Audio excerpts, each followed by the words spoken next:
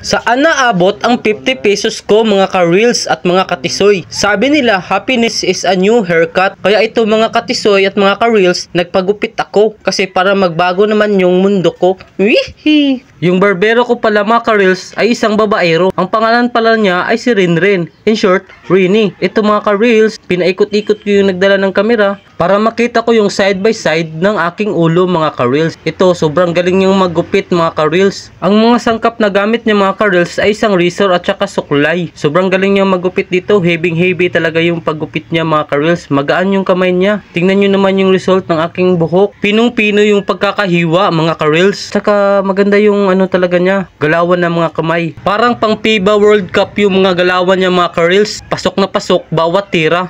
Malapit na kaming matapos dito mga ka-reels. Sobrang gwapo ko na dito. Ito na yung finished product mga ka-reels. Thanks for watching mga ka-reels. Salamat!